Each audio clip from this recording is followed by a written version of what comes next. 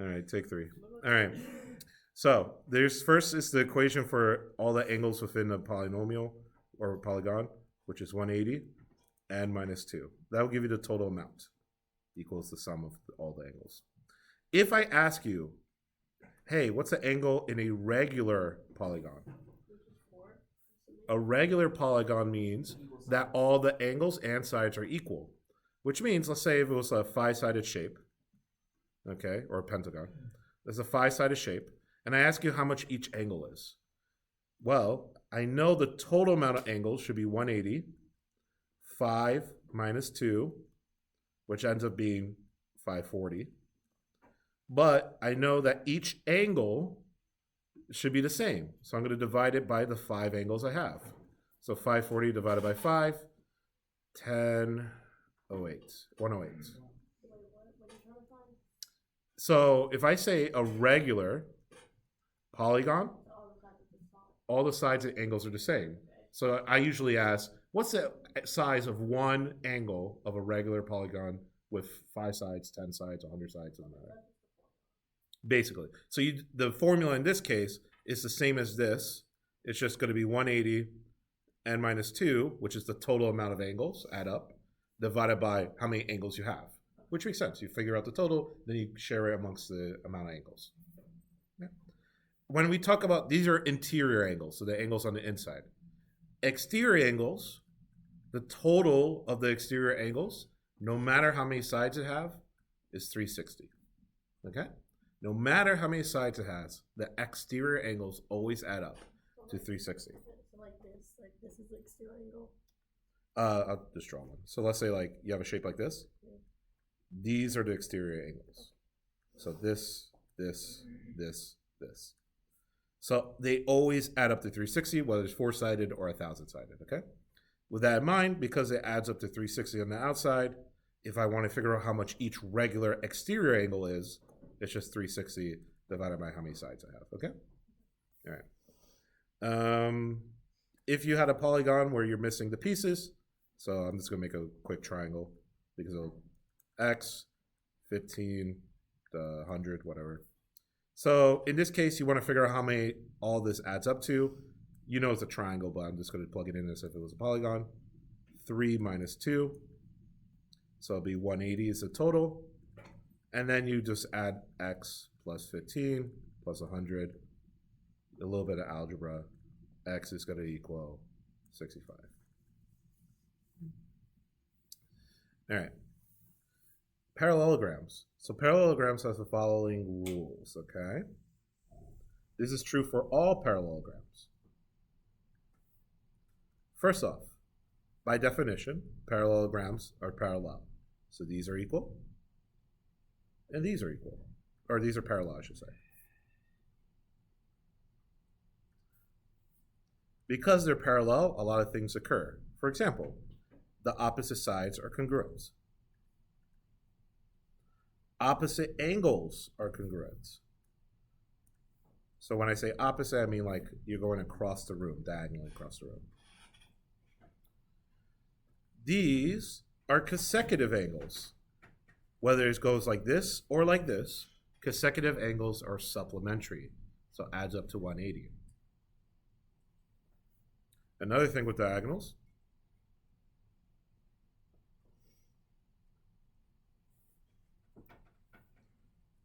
or another thing with polygons, I should say, is that the diagonals, not congruent necessarily in a parallelogram, but they're always bisected. So this will be the same size, and this will be the same size. They're always cut in half. They're not necessarily the whole thing is the same size, but they are cut in half. That's true for every parallelogram. In particularly a rectangle, what is a square? In particularly a rectangle,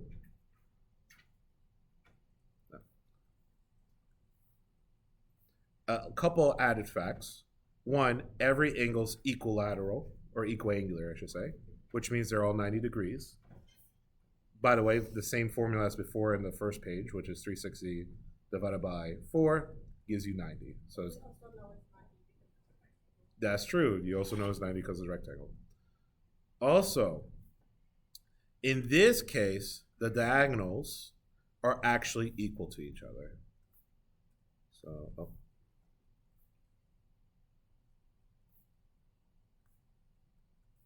so in this scenario, AC is congruent to BD. That's true in rectangles. Okay?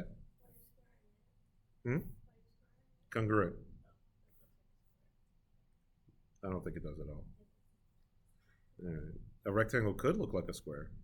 Well, we'll talk about that at the end part. I see. All right. A rhombus has its own properties. First off, all the sides are equal. General definition of rhombus. But the second property is the diagonals have a right angle in they're perpendicular, so they're a right angle in the middle. So the whole thing is a bunch of right angles, which makes technically all these little right triangles in here, okay? All right. Square just has the combo of all this at the same time, okay? So it has all the things we just talked about. The next shape we talked about, I think it was trapezoids. Was that next? I think so. It was kites was last, so trapezoids. So trapezoids. Trapezoids, by definition, is that it has one set of parallel lines. Just one set. Not two sets, one set. If it had two sets, it would become a parallelogram.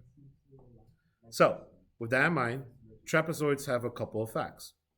First off, the consecutive sides, or the consecutive angles, I should say, so this angle and this angle, between two across the parallels, like this, these are supplementary, okay? So these are always supplementary in every trapezoid. If it's a isosceles trapezoid, so I said these are equal, then that means these two, the angles of the base, and these, the angles, this is also called the base, even though it's on top. But the base angles are congruent. So this would be matching, these two, and this would be matching, these two. So the blue here, they're always supplementary. The red here, they're congruent. Technically, only if they're isosceles, okay? Another thing with trapezoids is that you might have a line like this, which is the mid segment. So either I could show you by just showing both sides are bisected. Again, not necessarily this is the same length as this. So if this is 5 and this is 11, the middle will always be the average or in between the two numbers. Good. 5 plus 11 divided by 2 or 8. Okay.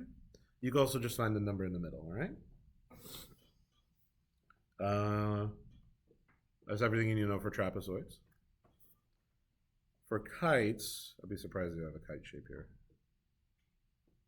You do not.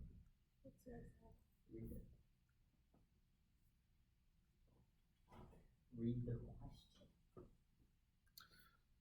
The kite, by definition, is that they have two matching sides here, two congruent sides here, and two congruent sides here. So they have congruent sides that are actually adjacent to each other, or touching each other. And this is adjacent. Because of that, it causes a couple of things. The angles in between the two different sides, so the two odd sides, I guess, to each other, are congruent. Keep in mind, these two angles are not congruent nor supplementary or anything like that. Not necessarily, I should say. So these two angles do not have that relationship. But these two angles do. And if you put the cross section in the middle, this will always be a right angle. And these will always be bisected. Okay? This will always be a right angle, which all four sides make it a right angle. And these will be bisected. Again, when we're talking about lengthwise, like the top to the bottom, this line is not necessarily bisected or anything like that, or necessarily cut in half. Oh, and the one thing is these angles are bisected. I guess there should be 2 tick marks because they're different than this one. And these angles are bisected. So the top and bottom angles are bisected. Okay. That's all the things you need to know about kite. And then just kind of remember the family tree. So if I ask you a question like, are all rectangles squares? In this case, you'd be going down the tree, so the answer is no. They could be, there sometimes are, but since the question was, are all rectangle squares, the answer is no. If I say all squares are rectangles, up, and that'd be a yes. Yeah, they are. All squares are rectangles. If I say all kites are parallelograms, Yes. wrong. No. It can never be a parallelogram because that would be going up to the quadrilateral and then back down to parallelogram. Will you give us the sheet for the test, maybe, please? The family tree? Yeah. No. Why? It's a basic family tree. Am I supposed to memorize I don't this? even know my own. You don't really need to memorize it. Just think logically. Can a square be a rectangle? I don't have this. I don't know this. Okay, well. I don't know what it is. I think that's everything that you need for the test. Okay. If I figure out more, I'll just tell you in class. Shabaton.